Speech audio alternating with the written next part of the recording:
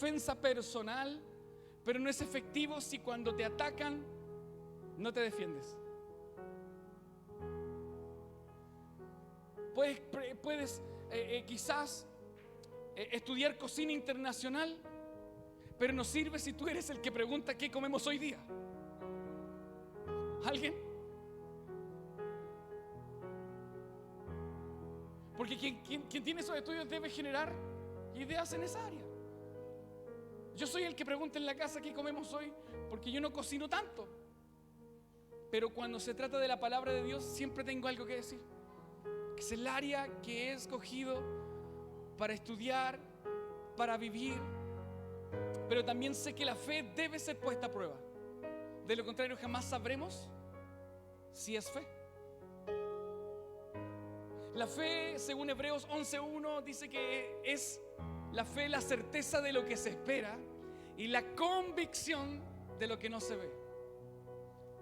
En una forma un poco más sencilla de decirlo, la fe es ver las cosas que no son como que fuesen. Ya están hechas, ya están listas. Es ver, alguien, la deuda pagada antes que tengan la plata. ¿Alguien? Es ver tu mesa llena antes de que empieces a cocinar. Es ver tu despensa llena antes de ir al supermercado. La fe es esta tremenda parte del fruto del Espíritu que nos permite seguir avanzando, sabiendo que lo que estamos viendo ahora no es el fin de la historia. Yo quiero predicarte hoy día a ti de que lo que estás viviendo hoy día no es el final de tu historia. Lo que estás viviendo hoy día no es el fin de lo que Dios tiene para ti. Pero si la madurez es producto de procesos, tenemos que entender que la fe que tenemos hoy día tiene que ser puesta a prueba para alcanzar un resultado. No es suficiente tener harina, sal, agua, leudante y decir ya, ok, esto ya debería ser pan. Sino que la mezcla de todos los ingredientes generan un producto. Y la mezcla de todas las cosas que estás viviendo tienen por propósito algo de parte de Dios para ti. Si algo tenemos que darle gracias a Dios, que el Dios que servimos no es caprichoso. ¿Alguien? No es de esos dioses que de pronto te hablan o no te hablan. No, nuestro Dios es un Dios de milagros, es un Dios de lo imposible y es un Dios de propósito. Es un Dios, según la Biblia, lo describe como un Dios de pactos. Si Él lo prometió, Él lo cumplirá. Por lo tanto, quiero leerte algo. Esto aquí en el libro de Marco. Hace rato no leía Marco. Y quiero leer verso 21 hasta el 43. Dice así: pasando otra vez Jesús en una barca a la otra orilla, se reunió alrededor de él una gran multitud. Y él estaba junto al mar. Y vino uno de los principales de la sinagoga, llamado Jairo.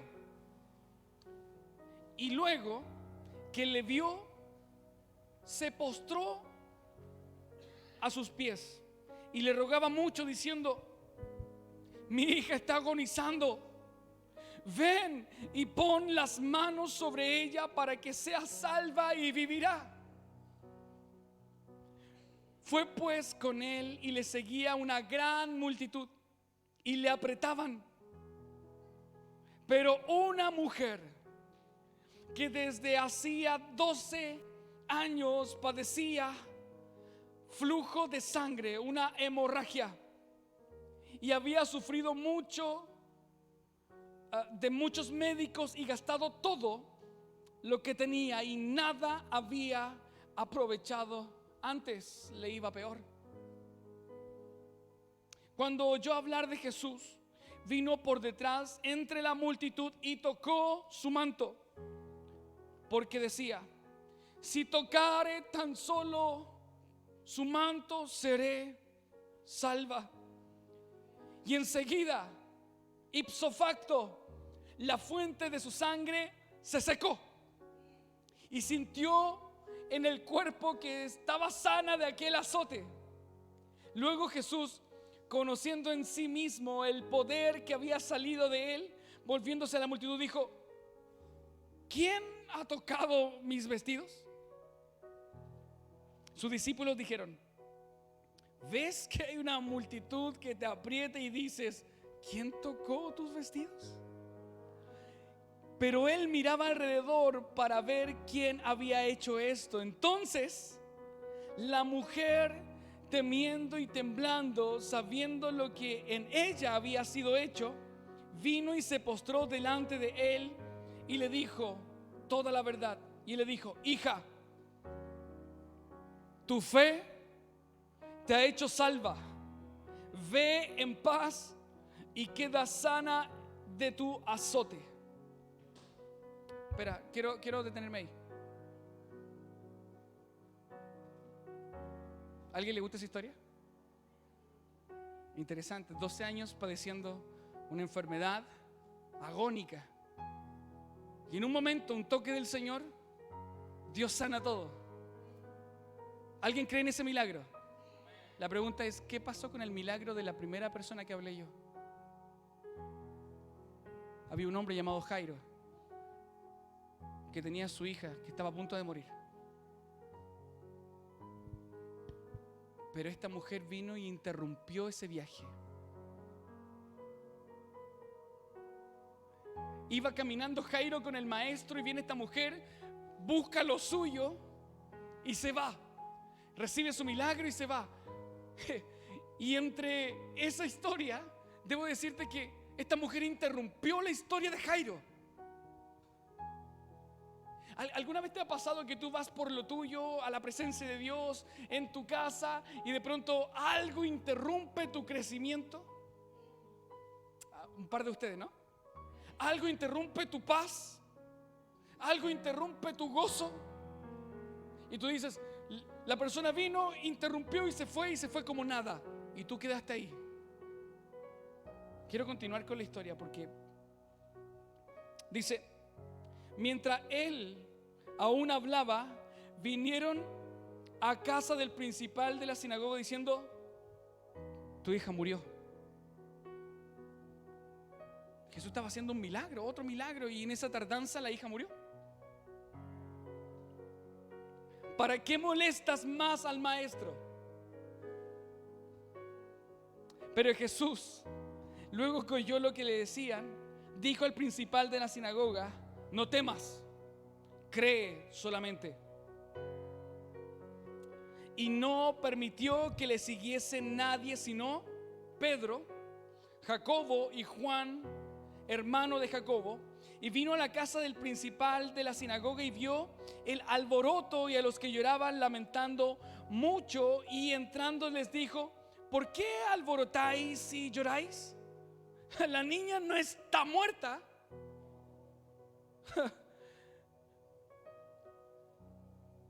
¿Por qué te preocupas y te lamentas si el milagro ya está hecho?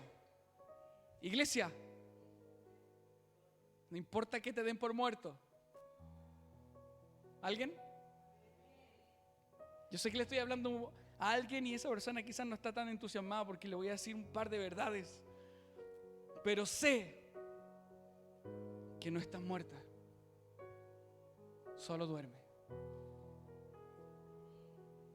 Y se burlaban de él, mas ¿se burlaban de quién? De Jesús.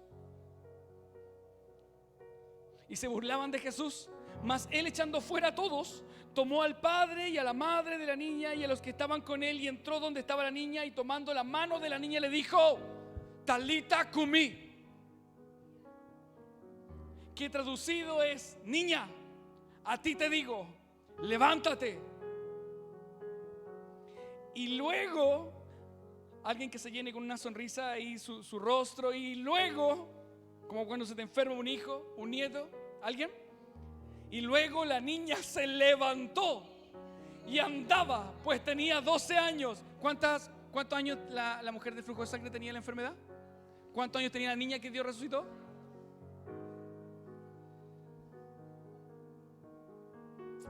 Y se espantaron grandemente. Último verso. Pero él les mandó mucho que nadie supiese y dijo que se le diese de comer. Hay hasta canciones del milagro de la mujer del flujo de sangre. Marcos Brune tiene una. ¿Han escuchado? ¿No? Si tan solo. Correcto. Hay otros cantantes. Michael Rodríguez, uno más antiguo, también tiene una canción. Como la mujer, aquella con el flujo de sangre. Pero de Jairo no habla mucho. Y resulta que parece más impactante la mujer con 12 años de agonía que un padre clamando por su hija. Y la historia aquí es tremenda porque la mujer tuvo una sola dirección: caminar hacia Jesús. Jairo tuvo que creer 2 veces. La primera para pedirle ayuda y la segunda para creer que podía resucitarla. La primera para sanar y la segunda para que vuelva a vivir. Si lograste entender el relato, la pregunta es: ¿con cuánta molestia Jairo le reclamó a Jesús? No hay molestia, porque quien tiene una fe imparable sabe que el milagro va a suceder aunque tarde.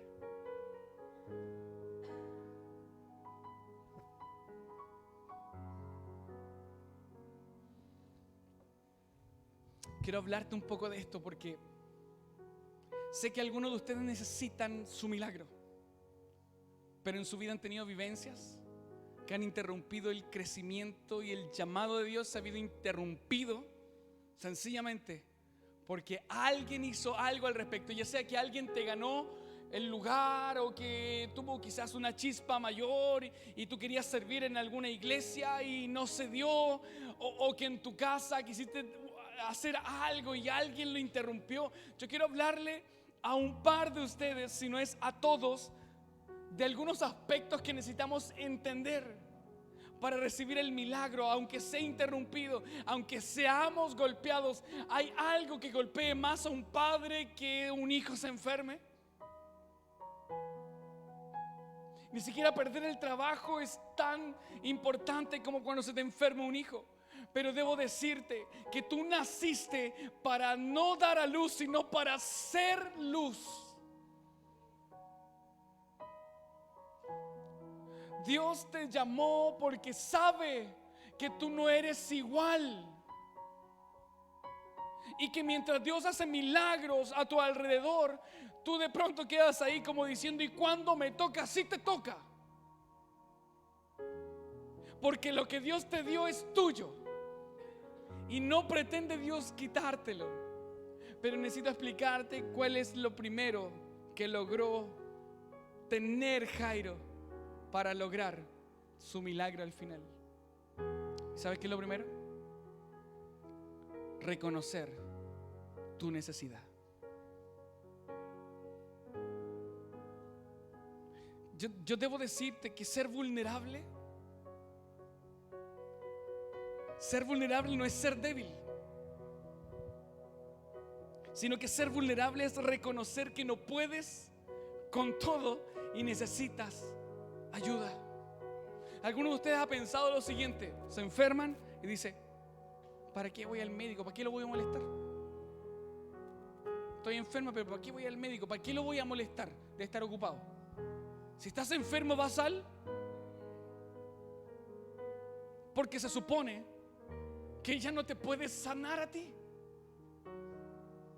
¿Alguno de ustedes puede autogenerarse un milagro? ¿Alguno de ustedes puede autogenerar crecimiento? Porque tengo entendido, según la Biblia, que dice: Pablo sembró, Apolo regó, pero el crecimiento lo da el Señor. Por lo tanto, si tú quieres obtener tu milagro, lo primero que tienes que hacer es aprender a pedir ayuda. Pastor, pero ¿qué es eso? Porque yo debo decirte que la persona que fue a Jesús era un principal de la sinagoga. En otras palabras, era como un pastor. Era una persona que sabía dónde estaba y sabía en quién creer. Y aún los valientes deben pedir ayuda. Levanta tu mano si te consideras valiente. Levanta tu mano si te consideras valiente. No tengas temor en reconocer. Hasta los valientes tienen que pedir ayuda. Hasta los valientes necesitan decir: no puedo, necesito ayuda. Pero por alguna razón nos han enseñado que ser vulnerables es ser débil. Tengo que mantener una postura. A los varones nos enseña la sociedad, ni siquiera nuestros papás, la sociedad, de que el hombre tiene que bancársela solo, que el hombre es el sustento de la casa. El sustento de mi casa no soy yo, es Jesús. Y si hablamos de ingreso de plata, es mi esposa. Y de hecho, no sé si puedo contarlo, pero yo soy carga de mi esposa. Bueno, ya era carga cuando nos casamos. El tema es, ¿alguno me ve inseguro? ¿Me ve que eso es un problema? Es que la sociedad nos invita a pensar que ser vulnerable, reconocer que tengo problemas, reconocer que lloro, reconocer que me cuesta, es una debilidad. Y yo no puedo pensar que tú dejas de ser valiente porque no te sale algo. De hecho, ¿sabes lo que te hace valiente? Seguir de pie, aun cuando hay razones para no estar de pie. Reconocer que te cuesta, para mí genera más admiración que un problema. Además, si tú fueras el enfermo y yo el médico, que tú digas que te cuesta es la mejor forma de empezar a ver qué tratamiento seguimos, ¿no? Pero debo decirte que no puedes con todo. De lo contrario, la Biblia no diría en Filipenses 4:13: todo lo puedo en... Te la sabes de memoria, pero aún así, un versículo aprendido de memoria no te faculta para reconocer. Debes asumir que todo lo puedes, y el condicionante es en Cristo. Si no tienes a Cristo, no puedes. Y también debo decirte, y aquí debo repartir un par de, que dejamos afuera de nuestra vida a Jesús en muchas cosas. Que cuando estoy resfriado, alguien, o sea, con un dolor de garganta, alguien ora a Dios, muy pocos. Que te cuesta levantarte en la mañana, muy pocos oran por eso, porque es un tema mío. Pero dice la Biblia que todo es espiritual para los... Por lo tanto, desde levantarme hasta acostarme, desde ir a comprar, salir a un paseo, venir a la iglesia, todo le corresponde a Dios. ¿Sabes cuándo cuesta más? Cuando no pones a Dios en esa situación. Porque Jesús faculta a quien lo tiene de seguir sonriendo aún en el mismo problema. Que valiente no es el que aguanta. Escucha esto, porque esto es para ti. Para algunos de los que están acá, si alguien dice, pastor, me está hablando, y Moreno, me estás hablando a mí. Usted me grita de ahí nomás. Dice, pastor, usted me está hablando a mí. Ser valiente no es aguantar. Ser valiente es rendirse. ¿Le estoy hablando a alguien? Nadie me dijo. Sí.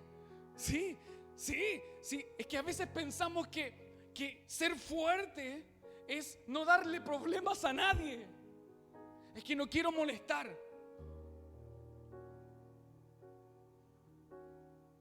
Yo quiero decirte, ya más o menos por la forma en que yo predico y las veces que hemos compartido, más o menos sabes cómo es mi carácter, ¿no? ¿Te haces una idea? Si tú fueras una molestia, ya se me hubiera notado. ¿Hay alguien más como yo aquí?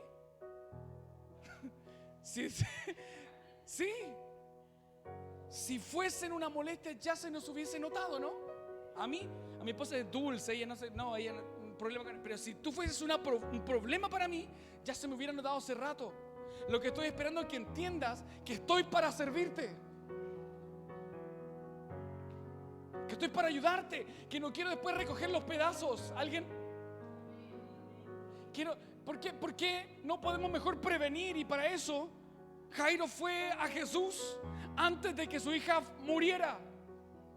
Por eso, si sabiendo que Jesús podía resucitar, es mejor ir antes de que muera. Porque a veces vas a Dios cuando ya no tienes fuerza, y es ahí donde el acusador viene y dice: pero ¿para qué vas a ir a la iglesia? Y tú dices: tienes razón, pero no es porque lo creas, es porque no te quedan fuerzas. Y debes asumir que buscas a Dios cuando ya no te queda nada. Tienes que buscar a Dios aún cuando te queda algo. Ser vulnerable es bueno. ¿Y sabes cuándo es bueno? Cuando sé a quién pedirle ayuda. Pedir ayuda es la evidencia más grande de valentía. ¿Sabes dónde? En un reino que funciona al revés, donde el que quiera ser líder será el servidor de todos. ¿Correcto? En donde el que es golpeado es bienaventurado. Este reino funciona al revés. Y si quieres ver de qué se trata eso, en el canal de la iglesia hay una serie que se llama El Reino al Revés, donde prediqué un mes sobre cómo Dios hace funcionar las cosas al revés, donde perder en Cristo es ganar, donde sembrar con lágrimas es cosechar alegría. Puedes buscarlo si tú quieres, pero también tengo que decirte que este reino funciona al revés para ti también. No siempre cuando alguien se supone que te gana una discusión, tú pierdes. A veces mantener la calma en una discusión, aunque no respondas nada, es ganar, porque no te quitaron el gozo. Debes evaluar qué es lo más valioso en tu corazón. Y debo decirte, y alguien por favor que me diga que tengo razón en esto: de todas las cosas que tenemos en nuestro corazón, tener razón es la menos importante. ¿Alguien? Yo lo voy a decir de nuevo. De todas las cosas que tenemos en nuestro corazón y bendiciones que Dios nos ha dado, tener razón es la menos importante.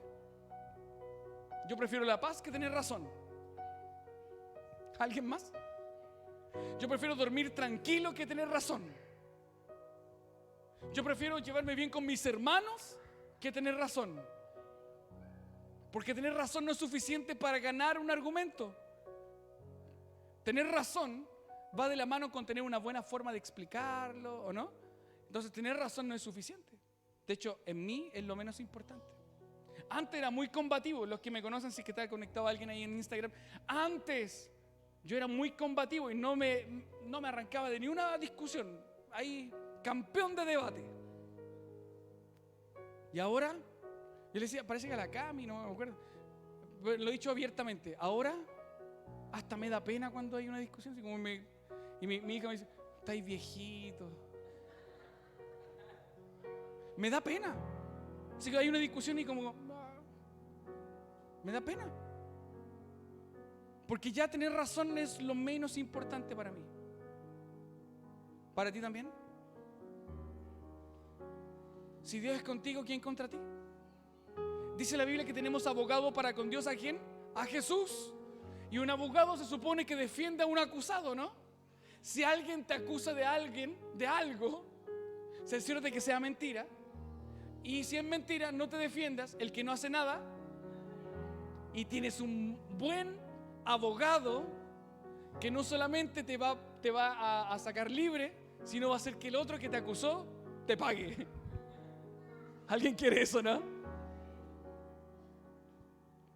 Lo segundo es que no tienes que perder el enfoque. Aún Jairo caminando con Jesús y esta mujer viene arrastrándose. Es dantesca esta imagen. Caminando Jesús con Jairo, una multitud y una mujer dejando quizás una mancha en el suelo, porque era agónico lo que vivía. Logró tocar al maestro. El tema es, Y la pregunta para esta iglesia, me gusta ser una iglesia de gente inteligente y me encanta eso. ¿Habrá sido que en el intertanto del milagro de la mujer del flujo de sangre, Jairo se olvidó que su hija estaba enferma? Porque a lo mejor vio el milagro y quedó así como, ¡oh, tremendo lo que hizo Jesús! Tremendo, tremendo. ¡Uy, verdad que no apagué el califón! Viene este milagro y Jairo esperando, porque no perdió el enfoque. Pero debo decirte que ni tú ni yo hemos sido como Jairo. Nosotros perdimos el enfoque en algún momento, porque alguien nos hizo algo. Culpamos a Dios porque una iglesia me hizo algo. Culpamos a todos los pastores porque un pastor me hizo. Y perdimos el enfoque. Y el enfoque es que nacimos para caminar con Jesús. Jesús no tiene la culpa de cómo el hombre ha sido contigo. Jesús no es el culpable. El hombre decidió ser malo contigo. Aquella mujer o aquel hombre que te hizo daño no es culpa de Jesús. Mientras esta mujer, porque Jesús no hizo el milagro de hecho de la mujer del flujo de sangre, sino que la mujer tocó el manto y salió poder por la fe de esta mujer. En otras palabras, Jesús no hizo nada de tocarla o un milagro de tacto, así como tocar. Lo que hizo fue esta mujer provocar la gracia de Dios con su fe. Pero debo decirte que mientras pasaba eso, Jairo estaba ahí. Si alguien te dañó en tu vida, la pregunta es: ¿y dónde estaba Dios ahí? Al lado tuyo caminando. Tú te enfocaste en el daño. Jesús estaba esperando que caminaran.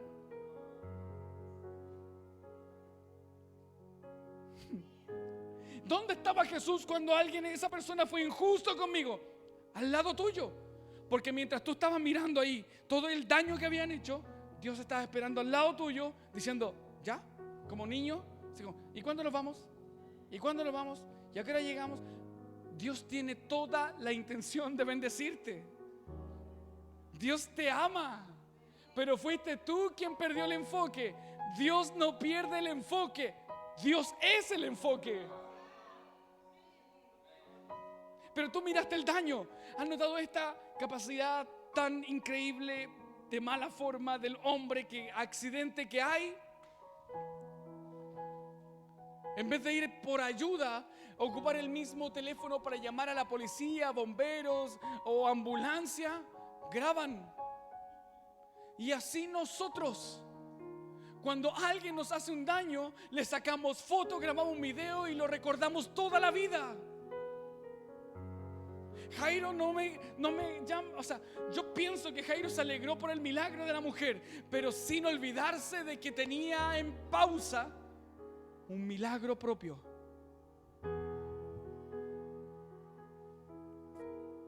Me alegro mucho que haya sangre aquí, o sea, apellidos, familia. Pero debo decirte que por más hermosa que sea tu familia, Dios te llamó a ti. ¿Alguien? No llamó a un grupo, no, te llamó a ti. Y mientras tú estás esperando el milagro de tal o cual, yo sé que algunos de ustedes están esperando un milagro para alguien de su familia, pero no te olvides del tuyo. No te olvides del tuyo, porque mientras pasa el milagro del otro, vas a quedar como admirador de ese milagro y te vas a olvidar y perder el enfoque. Tú eres una persona con un potencial milagro para ti. Dios te llamó a ti para marcar la diferencia y te quedaste esperando que otros, y te acostumbraste a esperar en vez de avanzar. Te acostumbraste a ser un espectador en vez de ser protagonista. Te acostumbraste a ser sobra. Pero llegaste a esta casa, donde esta casa eres importante, eres valioso, valiosa, pero no porque seamos Reset, la salvación de las iglesias, sino porque Dios te estaba esperando de mucho antes que Reset se formara. Me dijeron: pastor, yo a veces vengo con problemas, ¿qué hago? Tú no puedes desdoblarte, o sea, ¿Han escuchado el peor consejo de la historia? Te voy a decir el peor consejo de la historia. Los problemas de la casa, déjalos en la casa. Como si tú fueras dos. El de problemas se queda en la casa, el que no tiene problemas va a trabajar. Tú no puedes ser dos. Lo que puedes hacer es ir con todo y problemas a la presencia del que puede solucionar todo. Pero no pierdas el enfoque. No pierdas el enfoque. Sencillamente porque si pierdes el enfoque, entonces no entiendes que el crecimiento de cada uno es individual. No te compares. ¿Alguien? Porque podría haber dicho Jairo, podría haber sido igual de rápido mi milagro. Mi hija se murió. Pero Jairo no se comparó ni compitió con el milagro de la mujer del flujo de sangre. Porque tu milagro es individual, tu crecimiento es individual, tu madurez es individual, tu compromiso es. No compitas, pero no te conformes. ¿Alguien estoy diciendo? No te compares con tal o cual. Hay personas que crecen más rápido, pero hay frutas estacionales que crecen unas más rápidas que otras. Hay los niños cuando nacen, de pronto mi hijo creció súper rápido, le dijeron que no iba a crecer mucho porque nació prematuro y la otra está chica, o sea, no crece tanto. Pero resulta que ¿por qué los voy a comparar? Cada crecimiento es individual. Por lo tanto quiero decirte, si ves a alguien que llegó junto contigo, que está creciendo, no te compares, no compitas, pero no te conformes. Le estoy hablando a alguien, ¿no? No te conformes, porque lo que Dios quiere hacer contigo es contigo y está esperándote. Pero te doy un consejo que no me pediste: no hagas esperar al que nunca te hizo esperar, ¿no?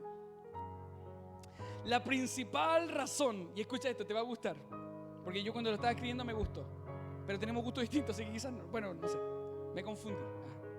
La principal razón de esta sensación de fracasos es cambiar lo que uno más quiere por lo que uno quiere ahora.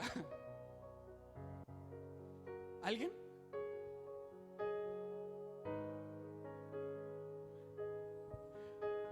¿Cuántos han tenido sensación de fracaso? Y es porque cambiaste lo que más quieres por una respuesta ahora. Y te conformaste con lo inmediato en vez de conformarte con lo bien preparado. A mí no me digan que es lo mismo comer en el patio de comida que comer en el restaurante del Hyatt. ¿Alguien? No me digan a mí que es lo mismo comer en un restaurante del puerto con pescado fresco que comer pescado frito en Quillota. No es lo mismo, pero se parecen, ¿no? ¿Alguien?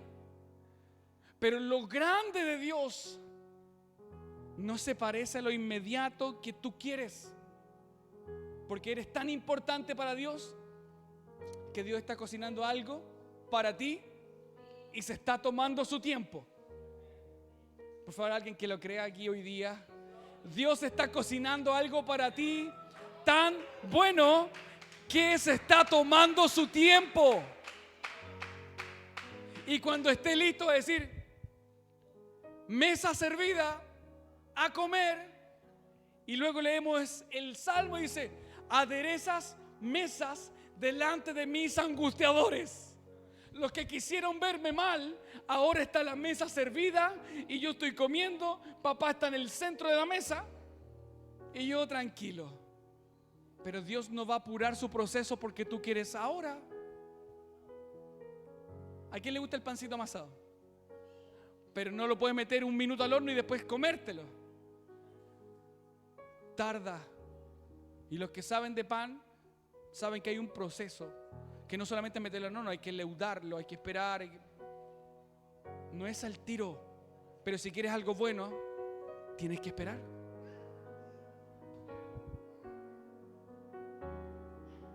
Para las niñas jóvenes que están acá, si quieres algo bueno, tienes que esperar. Si no, se van a ver con este moreno que es bravo.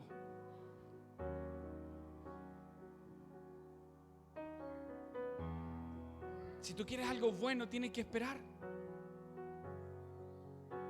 Esa es la lógica. Pero teológicamente hablando, tienes que entender que todo es un proceso. Todo es un proceso. Y lo que no te ha matado, te ha hecho más fuerte. Lo que importa hoy día es que no pierdas el enfoque. Y te lo pido por favor, que no pierdas el enfoque. Y lo tercero, y esta no sé si te va a gustar tanto, debes filtrar tu entorno. ¿Ya me entendió uno? ¿Alguien más? Porque si me entienden no lo predico. Porque ¿qué pasó cuando le dijeron a Jairo que su hija había muerto? Le dijeron grandes consejos. Se supone que era el principal de la sinagoga y la gente que estaba ahí era de la sinagoga, entonces, ¿no? ¿Sí? No confundas cristiano con creyente, por si acaso. ¿Alguien? No confundas cristiano con creyente. El creyente cree en cualquier cosa. El cristiano cree en Cristo. Fueron y le dijeron: Jairo, tu hija murió. Ah, ya, ok. No molestes más. No molesten más al maestro. Está muerta. A mí me encanta la respuesta, porque Jesús estaba escuchando, así como, y Jesús escuchando, como que le fueron, como que cuando te dan malas noticias, como que te apartan, ¿no? Así como, quiero decirte algo, pero no te vayas a enojar. Lo aparta y Jesús escuchando dice: ya, vamos para allá. Y después comienzan a burlarse porque la niña estaba muerta. Jesús declara: no está muerta, solo duerme. Y me encanta, porque debo decirte que el sueño de Dios para ti no ha muerto, solo está dormido. Lo que Dios tiene para ti no está muerto. Pero lo que más me gusta de esto es que al ver que había mucha familia Miranda, Jesús hizo sacar a todos y dejó solamente a los papás y a 3 personas que iban con Jesús. ¿Por qué? Porque debes cambiar en tu vida los espectadores por protagonistas. Hay mucha gente que está mirando y evaluando tu vida. Hay mucha gente, y esto te va a gustar, mira. Cambia fantasiosos por soñadores. Hay gente que está mirando y evaluando tu vida. No, estáis mal ahí. ¿Alguien?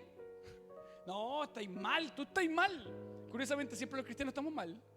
Somos los más felices. Me gusta. Carolina, Yandy, mi esposa trabajan en el hospital. Y resulta que toda la gente se va y toda la gente se queja del trabajo. Los cristianos trabajan a conciencia, se quedan hasta tiempo extra ayudando a otras personas en el horario que tienen que salir del trabajo. ¿Sabe por qué? Pero los cristianos estamos mal. Los cristianos estamos mal siempre. Siempre los cristianos estamos mal. El cristiano sale a ayudar al vecino, sale a ayudar a todo el mundo. Y los cristianos, no, los cristianos siempre vamos a estar mal, por si acaso. Dormimos tranquilos, con paz en el corazón, pero siempre estamos mal. Es curioso. Pero yo debo decirte que la Biblia dice: no todo el que diga Señor, Señor entrará al reino de los cielos.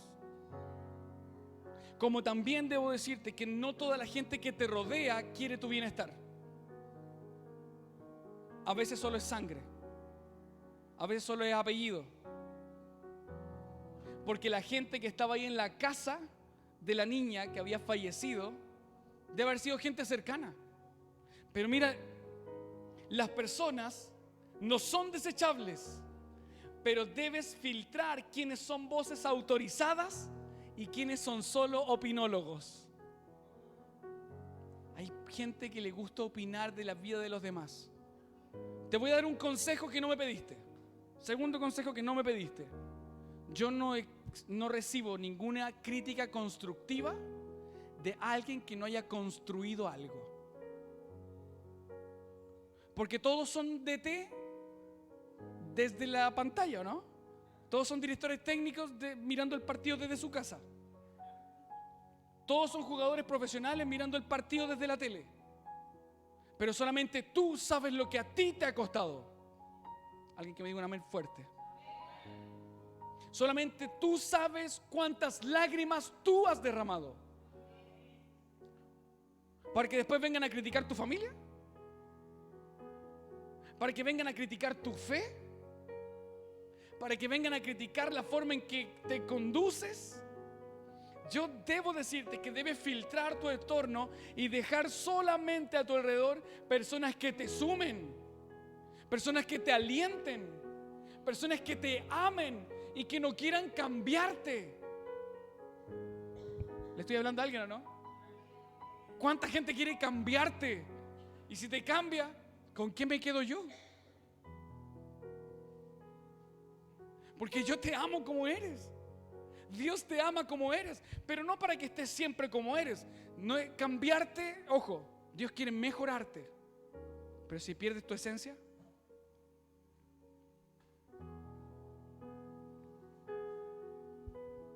yo trabajé en farmacia mucho rato y hay un medicamento que se llama metilfenidato. Ese medicamento se le da a los niños que tienen hiperactividad y se le da justamente hay algunos casos que se da desde marzo hasta diciembre, en el periodo de clases, y hay otros con casos más potentes que se da todo el año. Yo debo decirte algo. Mete a ese niño, si conoce a alguien, a deporte, porque darle ese medicamento le pierde la esencia.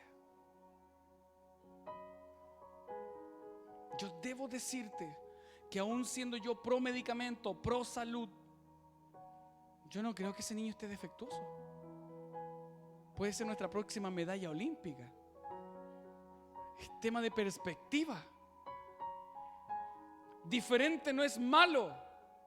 Alguien que diga amén a eso. Porque tú eres diferente. ¿Alguien?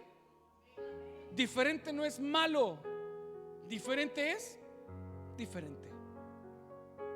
El milagro de Jairo fue diferente al milagro de la mujer del flujo de sangre, pero diferente no es malo, diferente es diferente. La consulta es: ¿ya te olvidaste de tu milagro por seguir pensando en la decepción? ¿Te olvidaste de tu milagro? Y milagro no solamente que Dios sane a alguien. Un milagro, el milagro más grande es que Dios cambie el corazón de piedra en un corazón de carne. El milagro más grande es que en esta vasija de barro sea depositada la gloria del soberano. El milagro más grande no es que un ciego vuelva a ver. Es decir, que antes yo estaba ciego porque no veía a Dios, pero ahora lo veo. Ver que ahora tengo problemas con lo que antes era normal. ¿Hay alguien? De repente así como, hoy me molesta tanto cuando empiezan con el lleva y trae. Pero una consulta, ¿siempre te molestó? No, es que tú cambiaste, tú mejoraste. Dios hizo algo, porque antes lo que hoy día es un problema, antes era normal. Que tú eres diferente. El milagro de Jairo, de la hija de Jairo, fue interrumpido por otro milagro, pero no significa que Jesús se olvidó de hacer lo que sabe hacer.